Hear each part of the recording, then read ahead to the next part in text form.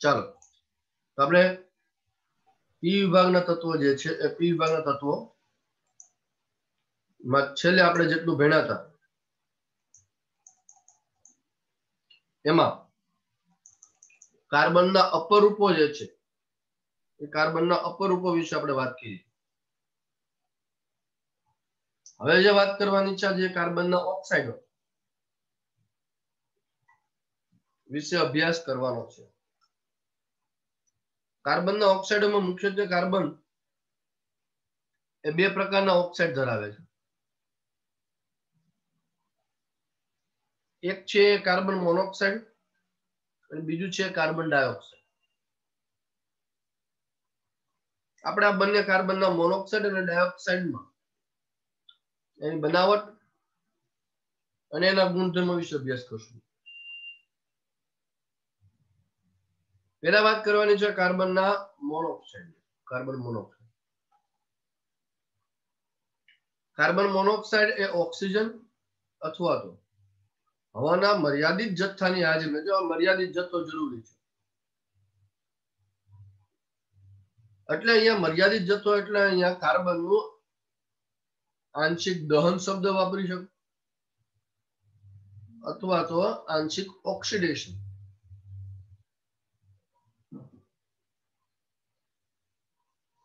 શબ્દ વાપરી શકાય. કાર્બનનું સીધે સીધું ઓક્સિડેશન થઈ કાર્બન મોનોક્સાઇડ તમને મળે છે. એટલે ટ્વાઇસ કાર્બન પ્લસ ઓક્સિજન એટલે કે O2 ગરમ કરો એટલે એમાંથી મળે છે ટ્વાઇસ CO કાર્બન મોનોક્સાઇડ.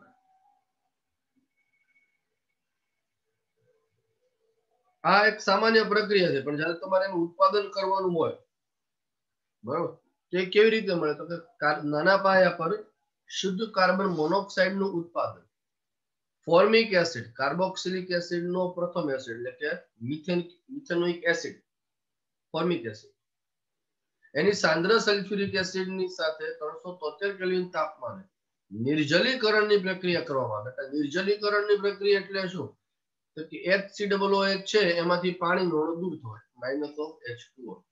પાણી દૂર થવાની પ્રક્રિયા પાણી દૂર થવાની પ્રક્રિયાને નિર્જલીકરણની પ્રક્રિયા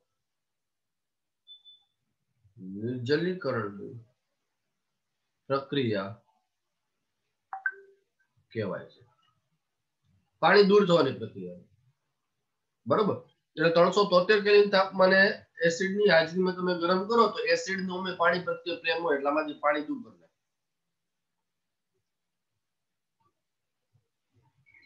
તો H અને O આટલું દૂર થાય એટલે બચ્યું ખાલી કાર્બન મોનોક્સાઇડ. આ પ્રયોગશાળામાં જનરલ મેથડ થી બનાવવા. હવે જ્યારે ઔદ્યોગિક સ્તરે દીકરા વાત થાય ઇન્ડસ્ટ્રીયલી તમે જ્યારે જોવા જાઓ તેની ઔદ્યોગિક બનાવટ જે છે અલગ છે. એટલે આ પ્રશ્ન તમારો છે ઔદ્યોગિક બનાવટ.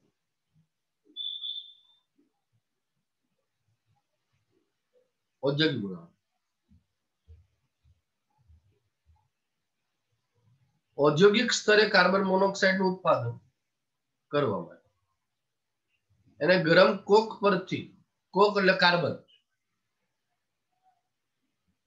પાણીની વરાળને પસાર કરવામાં આવે છે.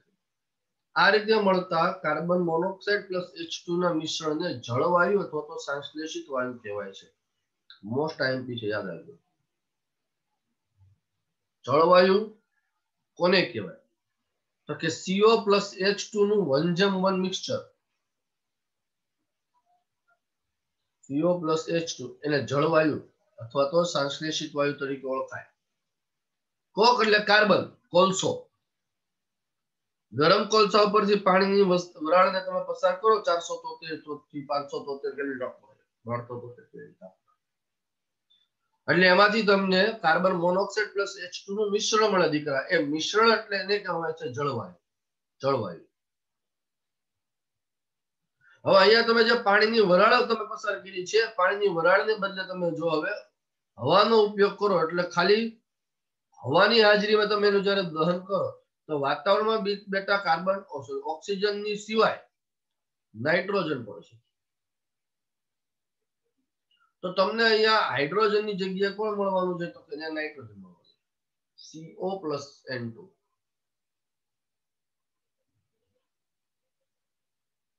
આ CO+N2 નું 1:1 મિક્સચર એને કહેવાય છે ઉત્પાદક વાયુ. ઉત્પાદક વાયુ આને શું કહેવાય? જળવાયુ. આને ઉત્પાદક વાયુ. CO+H2 એટલે જળવાયુ, CO+N2 એટલે ઉત્પાદક વાયુ.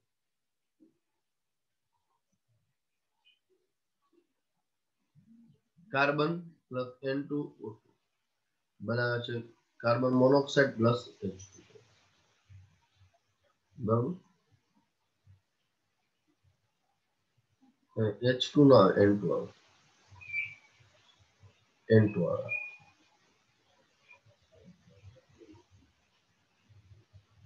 તો આ ઉત્પાદક વાયુની વાત કરી. આ પ્રક્રિયા આપણે ઉત્પાદક વાયુ વડે લીધી.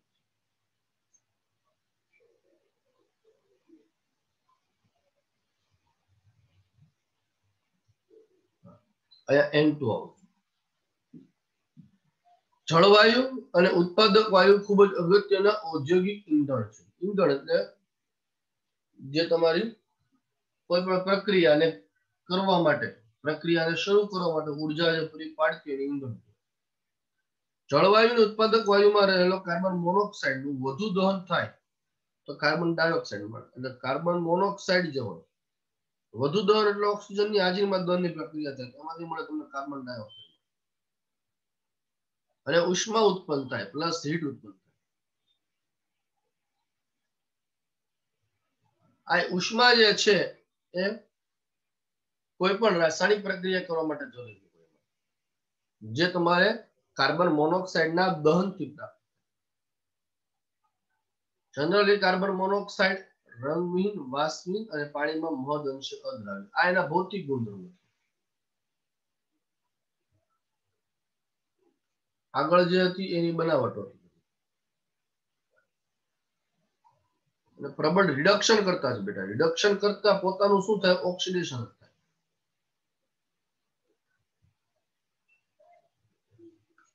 એટલે અહીંયા મેં તમને કીધું કે કાર્બન મોનોક્સાઇડ છે ઓક્સિજન સાથે પ્રક્રિયા કરી લે, એક ઓક્સિજન આમાં દાખલ થયો તો કાર્બન મોનોક્સાઇડ નું ઓક્સિડેશન થયું કહેવાય, અને એમાંથી મળે છે કાર્બન ડાયોક્સાઇડ. અને રિડક્શન કરતા તરીકે. નેક્સ્ટ તે આલ્કલી અને આલ્કલાઇન અર્ધ ધાતુ આવેના રાસાયણિક ગુણધર્મો છે.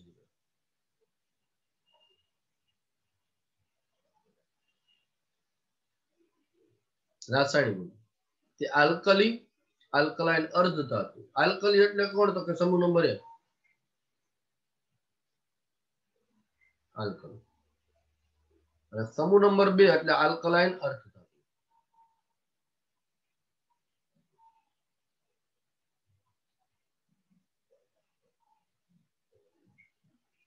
સમૂહ નંબર 2 એ એલ્યુમિનિયમ અને બહુ જ થોડી સંક્રાંતિ ધાતુઓ સિવાય. સંક્રાંતિ ધાતુ એટલે કોણ બેટા? તો કે ડી વિભાગની ધાતુ, એટલે કે પરમાણુ ક્રમાંક 21 થી 30 વચ્ચેની ધાતુ. કોની સાથે? એલ્યુમિનિયમ અને થોડીક સંક્રાંતિ ધાતુઓ સિવાયની અન્ય ઘણી બધી ધાતુઓના ઓક્સાઇડનું રિડક્શન કરે છે.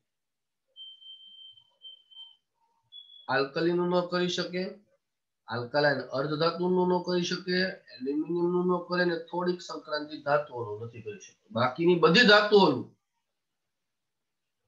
ધાતુના ઓક્સાઇડનું રિડક્શન કરે છે.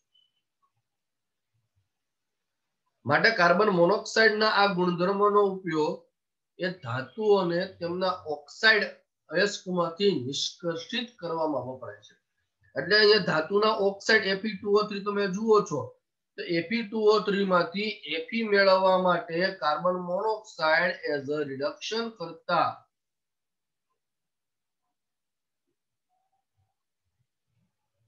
વપરાય છે. રિડક્શન કરતા છે એટલે ધાતુના ઓક્સાઇડમાંથી ઓક્સિજન લઈ લેશે, કાર્બન ડાયોક્સાઇડ બની ગયું. અને ધાતુને અલગ કરવી, ધાતુને અલગ કરવી મેળવવું એટલે એને ધાતુને નિષ્કર્ષિત કરી કહેવાય દીકરા.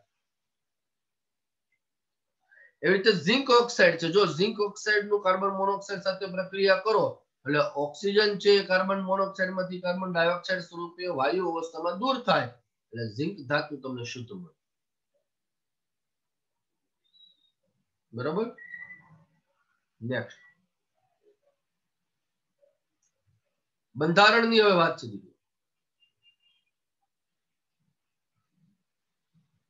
બંધારણ.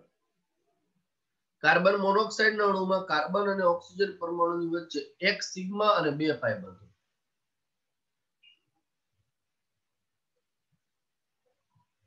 કાર્બન મોનોક્સાઇડમાં કાર્બન અને ઓક્સિજન વચ્ચે એક સિગ્મા બંધ હોય અને 2 પાઈ બંધ હોય. કાર્બન મોનોક્સાઇડ અણુમાં કાર્બન પરમાણુ પર અબંધકારક ઇલેક્ટ્રોન યુગ્મને હોવાને કારણે કાર્બન પરમાણુ તે દાતા તરીકે ઇલેક્ટ્રોન ડોનેટ કરી શકે છે.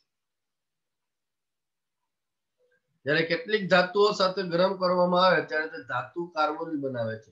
દાખલા તરીકે નિકલ ધાતુ છે એની કાર્બન મોનોક્સાઇડ સાથે ગરમ કરવામાં આવે એમાંથી NiCO4 પદાર્થ મળે.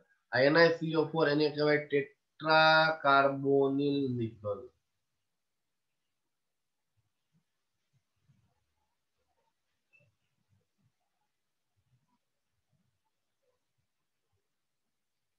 Tetra carbonyl nickel. બરોબર. તે ટેટ્રા કાર્બોનિલ નિકલ તરીકે ઓળખવામાં આવે. કાર્બન મોનોક્સાઇડ વધુ ઝેરી પ્રકૃતિ તેની હિમોગ્લોબિન સાથે સંકીર્ણ બનાવવાની ક્ષમતાને કારણે હોય છે. એટલે કાર્બન મોનોક્સાઇડ જ્યારે શ્વાસોશ્વાસમાં જાય તો હિમોગ્લોબિન સાથે સંકીર્ણ બનાવી નાખે છે જે ઝેરી હોય છે. આ સંકીર્ણ ઓક્સિજન હિમોગ્લોબિન સંકીર્ણ કરતા 300 ગણો વધુ સ્થાયી હોય. જે રક્તકણમાં રહેલા હિમોગ્લોબિન દ્વારા શરીરમાં થતા ઓક્સિજનના વહનને રોકે છે જેને પરિણામે મૃત્યુ થાય છે. એટલે શું થાય? જનરલી આપણે જ્યારે શ્વાસોશ્વાસમાં ઓક્સિજન લઈએ છીએ બરાબર, તો આ ઓક્સિજન છે એ શરીરમાં લોહી એટલે કે હિમોગ્લોબિન સાથે પ્રક્રિયા કરી ઓક્સી હિમોગ્લોબિનનું સંકીર્ણ બનાવે.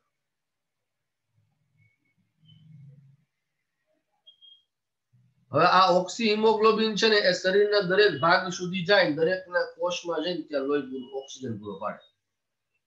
સપોઝ કે આ આપણો કોષ છે તો શરીરમાં વહન પામીને અહીંયા સુધી જાય, અહીંયા વિઘટન થાય એટલે અહીંયા આપણને ઓક્સિજન પૂરું પાડે.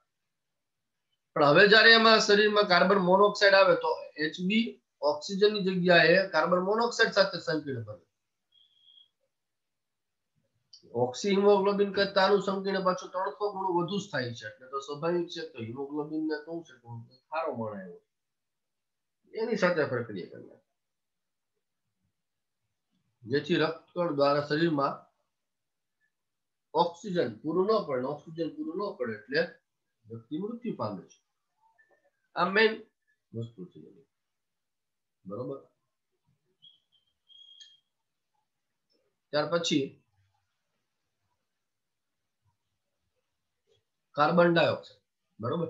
કાર્બન ડાયોક્સાઇડ આપણે જોઈએ ને પહેલા ફટાફટ એકવાર સ્ક્રીન પર કાર્બન મોનોક્સાઇડ પર નજર મારતા જાઓ, ફટાફટ વાંચતા જાઓ. ચાલો બેટા, એટલે હું નેક્સ્ટ આગળ વાત કરું.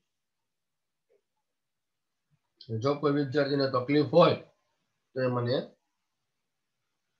સેન્ડ મેસેજ કરજો.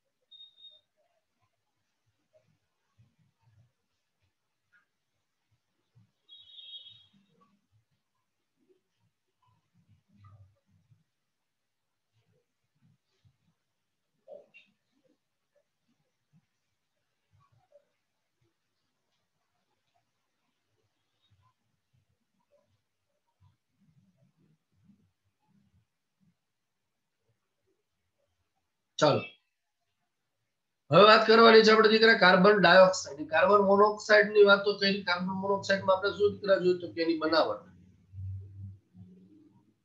ભૌતિક ગુણધર્મો, રાસાયણિક ગુણધર્મો, ઉપયોગો. સેમ આ 4 પેરામીટર હવે આપણે જોવાના છે કોના માટે? Carbon dioxide. તો પેલા બનાવટની આપણે વાત કરીએ. બનાવટ તો કાર્બન ડાયોક્સાઇડ જે છે એ કાર્બનના અથવા તો કાર્બનિક સંયોજનોના સંપૂર્ણ દહન, કોઈ પણ કાર્બનિક પદાર્થ હોય એનું જ્યારે સંપૂર્ણ દહન થાય ત્યારે એના દહનથી હંમેશામાંથી કાર્બન ડાયોક્સાઇડનું નિર્માણ. દાખલા તરીકે જો મિથેન, આ પ્રક્રિયા આપણે સર્વગ્રાહી છે, 11મા ધોરણમાં પહેલા ચેપ્ટરથી ભણતા. મિથેનની ઓક્સિજનની હાજરીમાં દહન થાય એટલે કાર્બન ડાયોક્સાઇડ પ્લસ પાણી મળે. બરોબર.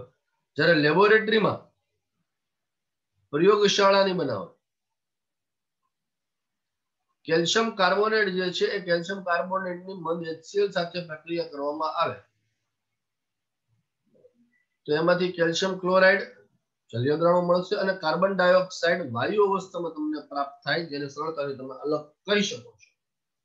માટે આ પદ્ધતિ જે છે વધુ અનુકૂળ પદ્ધતિ છે લેબોરેટરીમાં કાર્બન ડાયોક્સાઇડના ઉત્પાદન. જ્યારે ઔદ્યોગિક બનાવટ ઇન્ડસ્ટ્રીયલ દ્રષ્ટિએ જોવા, ચૂનાના પથ્થરને ગરમ કરવાથી બનાવી શકાય છે. બરોબર. ઔદ્યોગિક બનાવટ ચૂનાના પથ્થરને ગરમ કરવાથી બનાવે. ચૂનાનો પથ્થર એટલે તમને એમ થાય એટલે શું છે?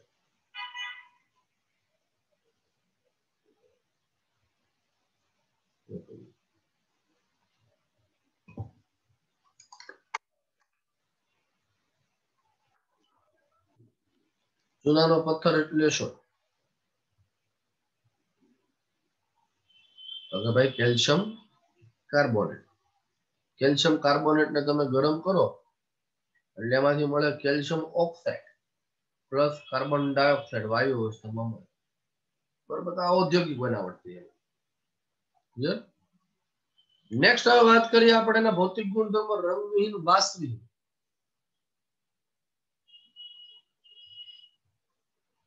રંગવિહીન વાષ્પવિહીન પાણીમાં અલ્પદ્રાવ્ય.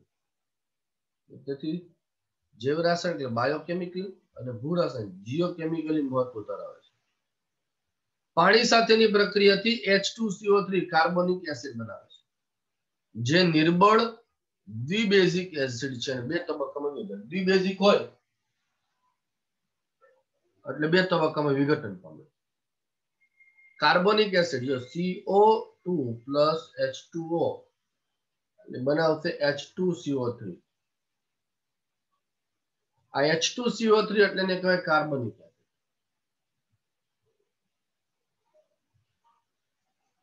આ કાર્બનિક એસિડ પોતાના 2H+ આપી શકે. જો એક H+ આપે તો એનો મોનોબેઝિક હોય, પણ 2H+ આપી શકે છે એટલે ડાયબેઝિક છે, જે બે તબક્કામાં વિભાજિત પામે. પેલા એક H+ આપે એટલે H+H2 સ્વીકારે, બનાવે H3O+. આ કાર્બનિક એસિડનો સંયુગ્મ બેઝ HCO3, જેની પાસે હજી એક H+ છે તો હજી એક H+ આપી શકે. H3O+ + CO3-. H2CO3 ની HCO3-1 એ બરફ પ્રણાલી રુધિરની pH એટલે 7.26 થી 7.42 ની વચ્ચે નિયંત્રિત રાખવામાં મદદ કરે. આ યાદ રાખવાનું. બ્લડની pH કેટલી હોય? તો 7.26 થી 7.42 ની વચ્ચે મેન્ટેન કરવા માટે કાર્બનિક એસિડની જરૂર પડે. તેના એસિડિક સ્વભાવના કારણે આલ્કલી સાથે, આલ્કલી એટલે ધાતુ, સમૂહ નંબર 1 જોડાઈને ધાતુના કાર્બોનેટ બનાવે. દાખલા તરીકે સોડિયમ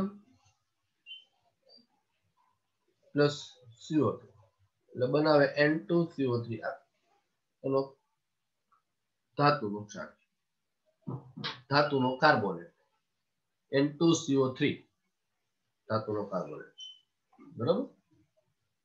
સામાન્ય રીતે વાતાવરણમાં કાર્બન ડાયોક્સાઇડ 0.03% ના પ્રમાણમાં પદથી હોય છે. એટલે કે 100 ml તમે હવા લ્યો વાતાવરણ, તેમાંથી 0.03 ml કાર્બન ડાયોક્સાઇડ. તેને વાતાવરણમાંથી જે પ્રક્રિયાથી દૂર કરી શકાય છે તેને પ્રકાશ સંશ્લેષણની પ્રક્રિયા તરીકે ઓળખવામાં આવે છે. બરાબર. તો આપણને ખબર છે કે પ્રકાશ સંશ્લેષણની ક્રિયા જે છે વનસ્પતિઓ દ્વારા કરવામાં આવે, તેમાં કાર્બન ડાયોક્સાઇડ નું શોષણ કરે પોતાનો ખોરાક વનસ્પતિઓ બનાવી શકે. આ પ્રક્રિયામાં લીલી વનસ્પતિના કાર્બન ડાયોક્સાઇડ ગ્લુકોઝ જેવા કાર્બોહાઈડ્રેટમાં રૂપાંતરિત કરે છે. પ્રકાશ સંશ્લેષણ દ્વારા વનસ્પતિ પોતાનો ખોરાક તૈયાર કરે છે. પોતાનો ખોરાક એટલે શું? તો કે કાર્બોહાઈડ્રેટ પદાર્થો. કાર્બોહાઈડ્રેટ કોણ કોણ છે? તો કે ગ્લુકોઝ, ફ્રુક્ટોઝ એવા કાર્બોહાઈડ્રેટ.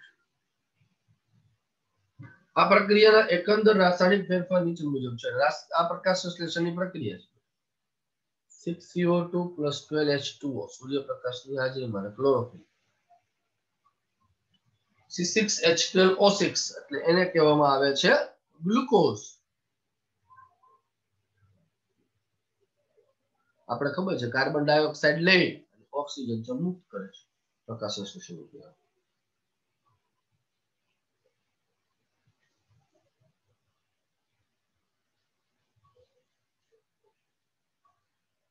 કાર્બન મોનોક્સાઇડ થી વિપરીત કાર્બન ડાયોક્સાઇડ ઝેરી નથી, બિનઝેરી છે. પરંતુ અશ્મિગત ઈંધણનું વધતું જતું દહન તથા સિમેન્ટના ઉત્પાદનમાં ચૂનાના પથ્થરના તથા વિઘટન હાલના સમયમાં કાર્બન ડાયોક્સાઇડનું પ્રમાણ વધતું જાય છે. આ બધા પરિબળો એવા છે જે કાર્બન ડાયોક્સાઇડના વાતાવરણમાં પ્રમાણમાં વધારો કરે છે. અશ્મિગત ઈંધણનું દહન થવું, સિમેન્ટના ઉત્પાદનમાં ચૂનાનું પ્રમાણ વધવું, ચૂનાનું દહન થવું, આ બધા જ પરિબળો એવા છે જે વાતાવરણમાં CO2 ના પ્રમાણમાં વધારો કરે છે. બરાબર. જે ગ્રીન હાઉસમાં અસર કરે છે. તેથી વાતાવરણના તાપમાનમાં વધારો થાય છે, જેના ગંભીર પરિણામો જોવા મળે છે. પ્રવાહીકૃત CO2 લિક્વિડ CO2 એ ઝડપથી વિસ્તરણ કરવાથી કાર્બન ડાયોક્સાઇડને ઘન સૂકા બરફ તરીકે ઓળખવામાં આવે છે. CO2 નો સોલિડ પાર્ટ એને સૂકો બરફ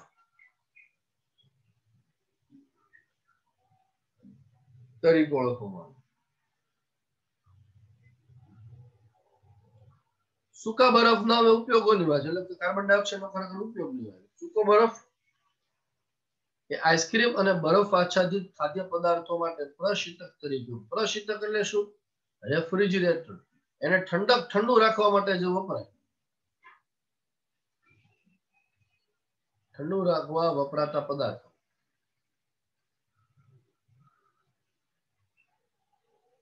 પ્રશીતક તરીકે. બરોબર. નરમ પાણીને કાર્બોનેટ યુક્ત કરવા માટે કાર્બન ડાયોક્સાઇડ વાયુનો વ્યાપક ઉપયોગ થાય છે. કાર્બોનેટ કાર્બન ડાયોક્સાઇડમાં વજનમાં ભારે અને દહનની પ્રક્રિયામાં મદદરૂપ ન થતો હોવાથી તેનો ઉપયોગ એ અગ્નિશામક તરીકે થાય છે. એટલે કાર્બન ડાયોક્સાઇડ પોતે હવે કોઈ પદાર્થને સળગાવવા માટે અથવા તેમાં ઉપયોગી નથી, પોતે સળગતો નથી, માટે એનો ઉપયોગ આગ બુઝાવવા માટે થાય છે. બરોબર. પેટ્રોલ પંપ પર આપણે જે ફાયર સેફટી જોઈએ છે, એ ફાયર સેફટીમાં તમારે જોવાનું કે કાર્બન ડાયોક્સાઇડ જ હોય. સૂકા બરફ સ્વરૂપમાં કાર્બન ડાયોક્સાઇડમાં કાર્બન પરમાણુ sp સંકરણ ધરાવે છે. કાર્બન દ્વિબંધ ઓક્સિજન, દ્વિબંધ ઓક્સિજન આ સ્વરૂપે. એટલે બંને જે છે બે પાયબંધ ધરાવે છે, એટલે કાર્બન પરમાણુ અહીંયા sp સંકરણ ધરાવે છે. કાર્બન પરમાણુની 2 sp સંકૃત કક્ષકો ઓક્સિજન પરમાણુની 2 p કક્ષકો સાથે સંમિશ્રણ પામી 2 સિગ્મા બંધ બનાવે છે. sp સંકરણ હોય તો આપણને ખબર છે એમાં 2 સંકૃત કક્ષકો અને હંમેશા સંકૃત કક્ષકો સિગ્મા બંધની જ રચના કરે. એટલે આપણે જો જોઈએ તો કાર્બન મોનોક્સાઇડ ના બંધારણમાં આ બ્લેક કલર ની જે છે બંધ એ ધારો કે સિગ્મા બંધ જે સંકૃત કક્ષકો. જ્યારે અહીંયા આ રેડ કલર જે છે એ રેડ કલર એ પાયબંધ બનાવવા માટે ઉપયોગી એટલે પાયબંધ બનાવશે એ પાયબંધની બનાવટમાં ઉપયોગી છે એવું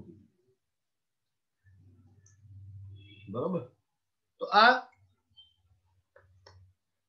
સૂકા બરફની વાત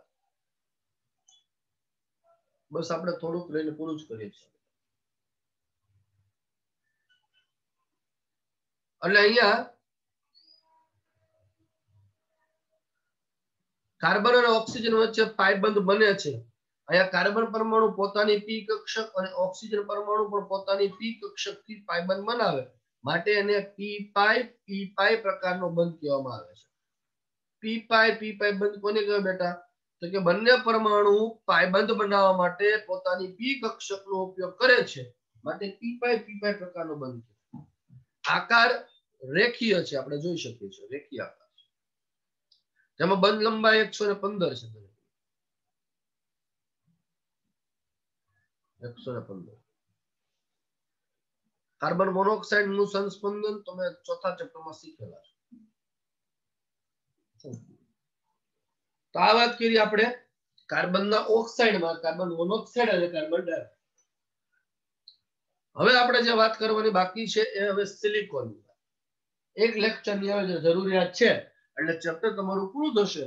એ એક લેક્ચર હું હવે એ નેક્સ્ટ વીક સોમ મંગળ બુધમાં ગમે ત્યારે લઈ લઈશ જેથી ગુરુવારથી તમારે નવું ચેપ્ટર હાઇડ્રોજન છે શરૂ થશે. ઓકે ચાલો બાય. ફટાફટ મંડો લેફ્ટ થો. સર આજનું હોમવર્કમાં આ બોર્ડ વર્ક લખવાનું. હા બેટા લખવાનું.